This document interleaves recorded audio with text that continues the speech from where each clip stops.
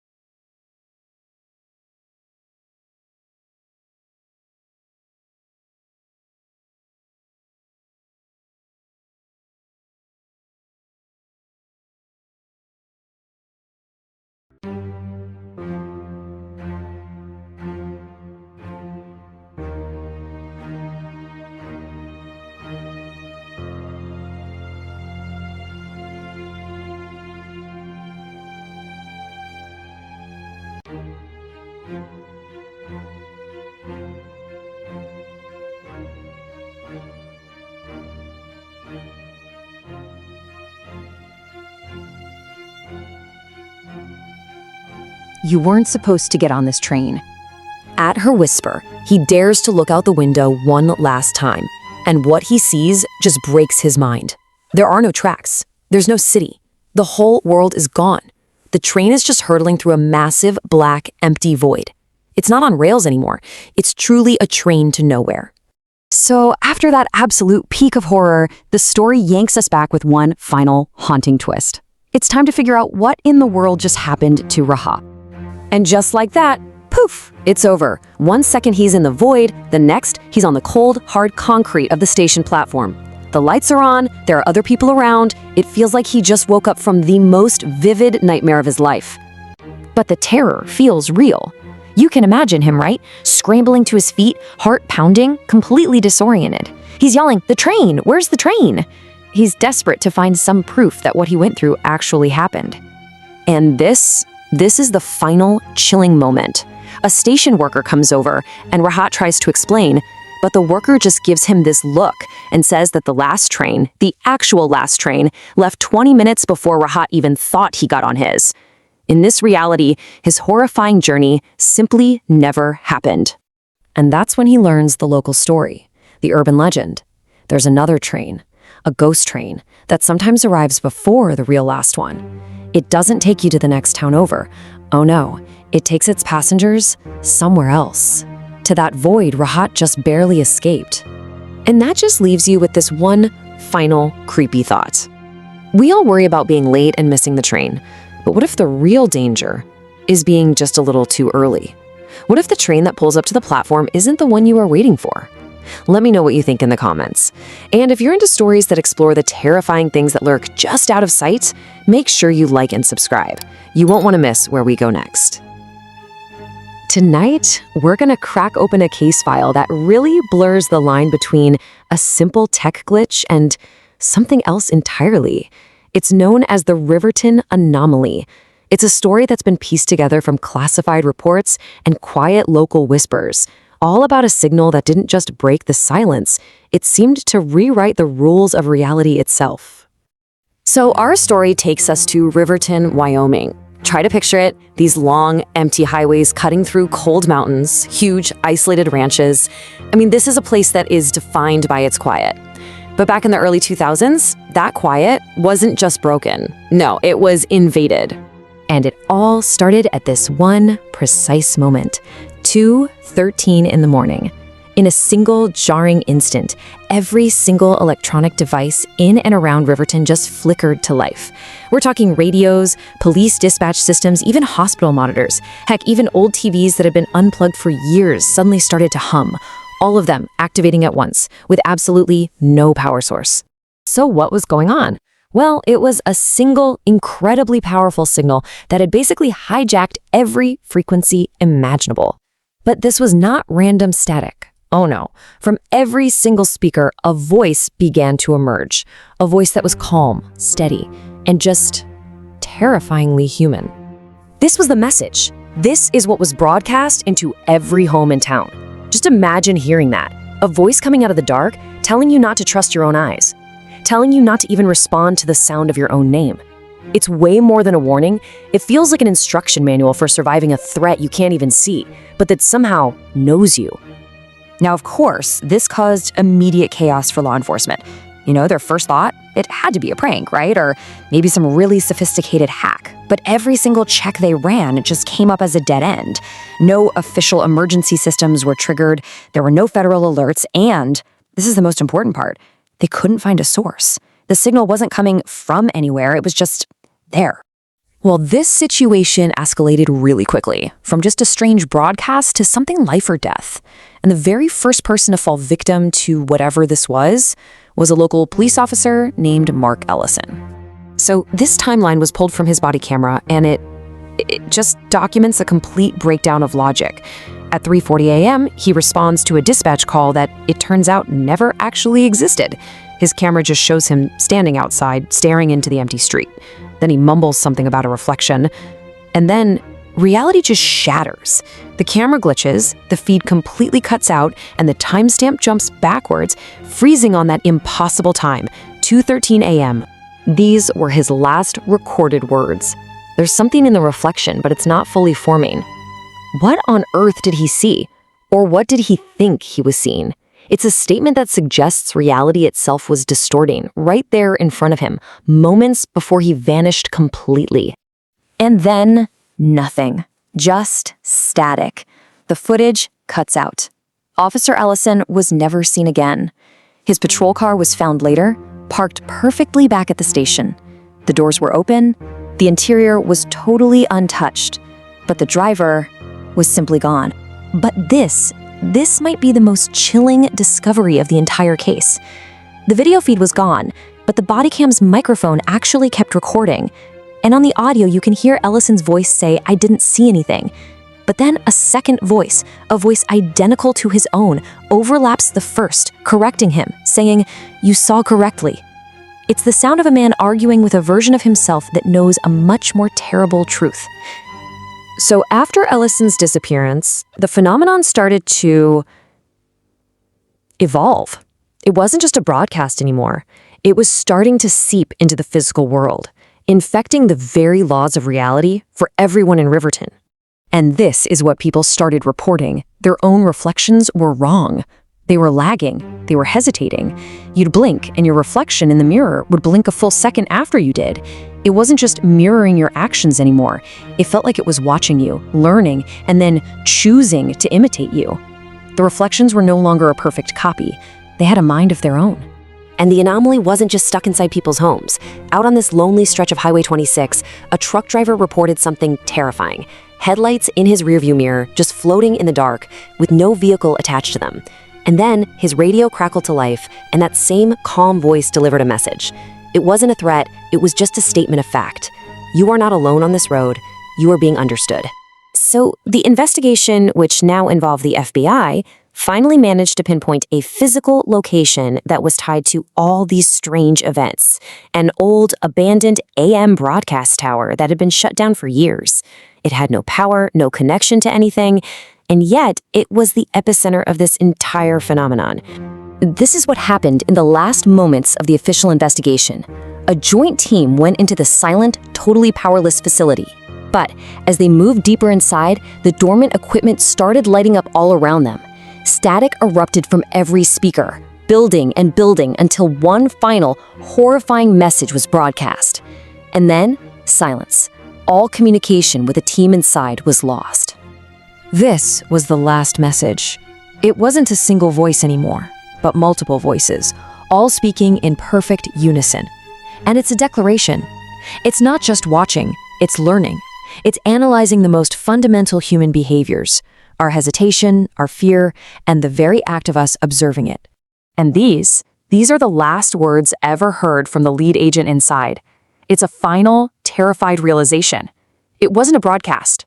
It was a conversation. The entity was reacting to their presence in real time. You see, they thought they were the investigators, but they were the subjects. And in that moment, they finally understood that they had already lost. So what happened after the team vanished and the whole investigation was buried?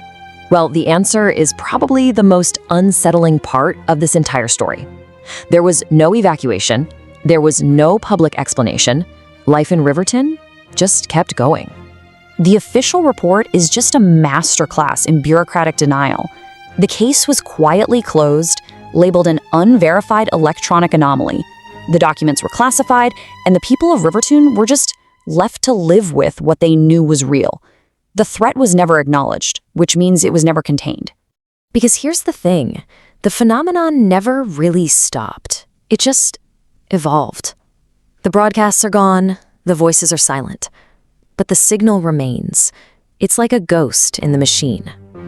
Now, every single night at exactly 2:13 a.m., all the electronics in Riverton activate for just 3 seconds, a silent nightly reminder that they are never, ever alone.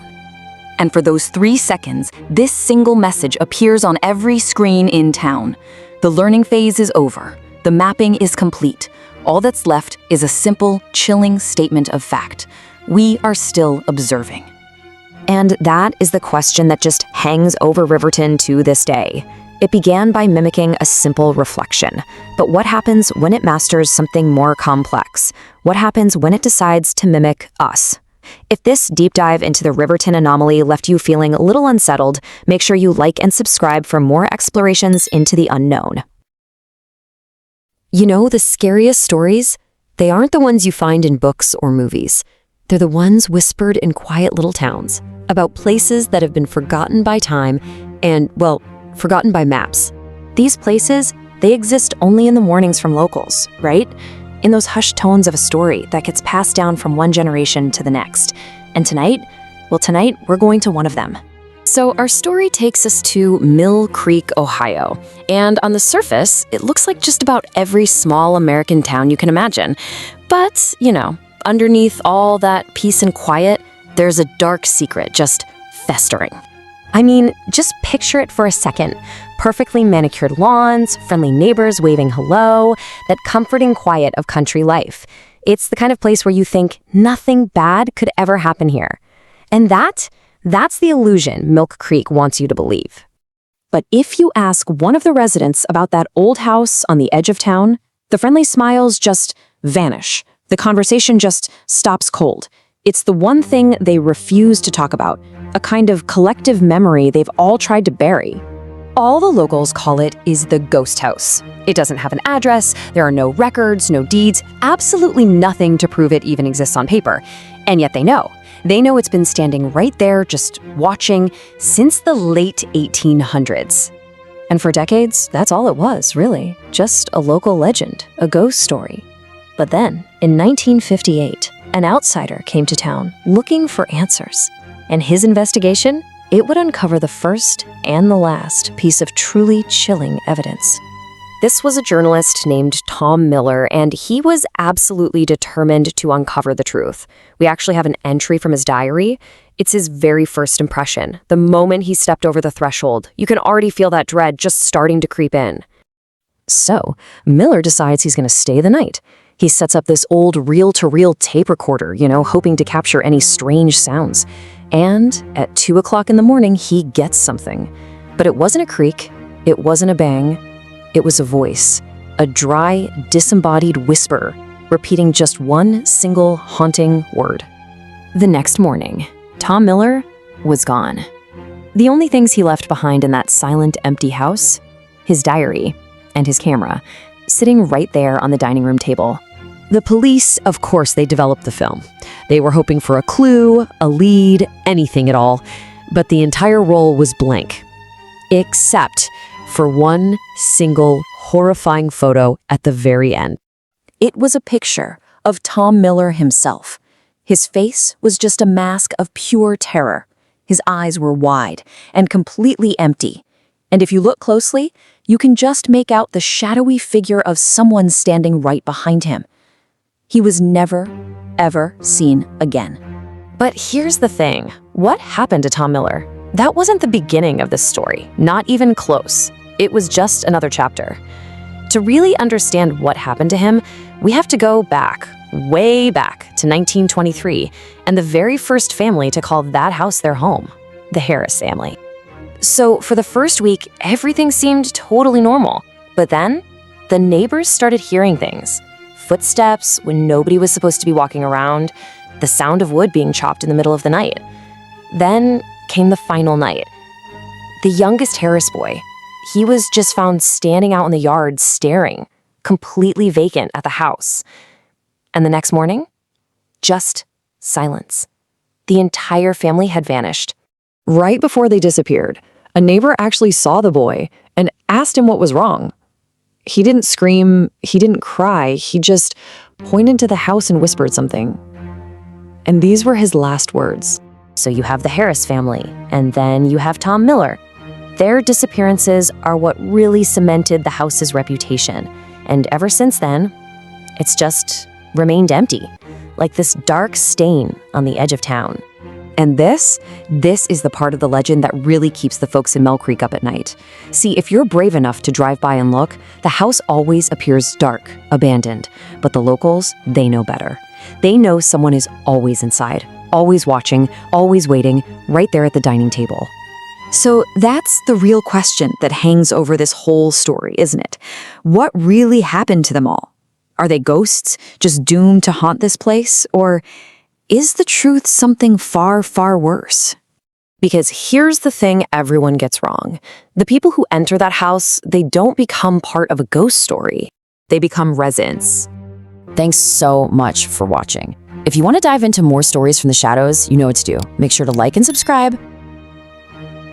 I'm a police officer out in rural South Carolina. Most nights, the biggest stress is just the solitude, the kind of quiet that really gets into your bones.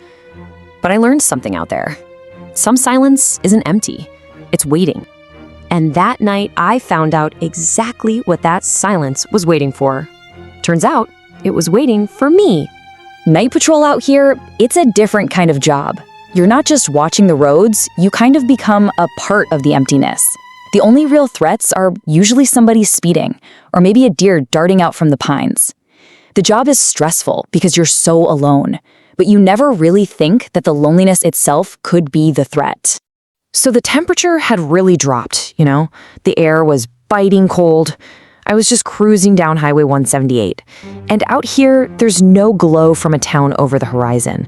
When you turn off your high beams, the darkness is just absolute. It was literally just me, the road, and the woods. That's when my headlights hit something that just did not belong. A string of bright orange traffic cones, laid out diagonally, totally blocking my lane. And right beside them, an unmarked patrol car, parked dark and silent. Okay, my routine night was officially over. I pulled up and this tall guy in a uniform gets out. He gives me this casual salute and a calm explanation, called himself Officer Darrell, said the road was closed because of an accident up ahead. It all sounded legitimate, but my gut was just screaming at me. Something felt really wrong. My training just kind of kicked in, and I started scanning him top to bottom. And the details, they were all wrong. His uniform wasn't from any local unit I knew. He had a radio on his shoulder, sure, but his holster was empty. No badge, no name tag, none of the gear you would actually need on duty. And when I asked what county he worked for, he said Greenville. Greenville's nearly 30 miles away. There is no way they'd be out here without letting us know first. So I decided to push him a little, just to see how he'd react. I pointed out how messy his uniform was. A real cop, they'd get annoyed, maybe defensive, or even just laugh it off. But Officer Darrell, he showed nothing. Just this blank, patient expression. He wasn't acting. He was waiting. My gut was screaming. This wasn't a roadblock. This was a stage. And I had just walked right into the middle of it. And then I heard it. A sound that just sliced right through the engine's hum and the cold air. The distinct crack of a heavy branch snapping in the woods directly behind me. I was not alone with Darrell. My hand it flew to my pistol on pure instinct. I spun around, weapon drawn, my heart just pounding in my chest. And he was standing right there, impossibly close. His face was just a featureless white ski mask, and the moonlight glinted off the blade of the fire axe he was gripping. I yelled the command. He didn't move. He didn't even flinch. He just stood there, slowly tilting his head to one side, looking at me like I was some kind of curiosity. My voice echoed into the woods, and I just knew more of them were listening. So I shouted again, just into the darkness. "The rest of you step out. I know you're there." And they did. One by one, they just emerged from the pine forest. 10, maybe more, wearing these animal masks, clown masks, ski masks. They were holding hammers, shovels, bats. They didn't say a single word, just formed this silent semicircle, penning me in. I turned back to look at the fake cop, at Darrell. And for the very first time, he smiled, a cold, empty, smug smile. The power had completely flipped, and he knew it. And in this soft, chilling tone, he basically gave me his permission to run. I didn't need to be told twice. My mind went completely blank. All that was left was just pure animal instinct, survive. I threw myself into the driver's seat, fumbling with the keys as I slammed the car into reverse. The tires screamed on the asphalt as I spun the wheel and just floored it. I risked a glance in the rearview mirror, half expecting a chase, but they were just standing there. An audience of masked figures watching me fleeing into the night. My hand was shaking so bad as I grabbed the radio, but my training just forced the words out. I tried to keep my voice steady, professional, but you could hear the terror bleeding through. I gave the dispatcher the details. Highway 178, at least 10 subjects, armed and waiting. The immediate danger was over, but the real terror was just beginning. Because now I had to figure out what exactly I had just escaped from. So less than 10 minutes later, 6 other patrol cars were on site. But they were gone. All we found were my tire tracks and a bunch of footprints leading into the forest. The canine units, they lost the trail after about a mile. The case went completely cold. Until, weeks later, a patrol officer found this man wandering near the woods, totally disoriented. And he had a torn map and a bloody white mask in his pockets. Under pressure, he just broke. He confessed everything. They'd been planning it for months. The roadblock was a trap, specifically designed for people driving alone at night. He said they would drag them into the woods. He never said what happened next, but the way he was trembling, he didn't have to. And that's when I finally understood why they let me go. It wasn't mercy. It was a calculation. Their targets were easier victims, people who wouldn't fight back, people whose disappearance wouldn't make as much noise. I was simply too much trouble. The rest of the group was never found. They cleaned up their camp and just vanished. And that's the question that still haunts me all these years later. How many other drivers on that lonely highway weren't too much trouble?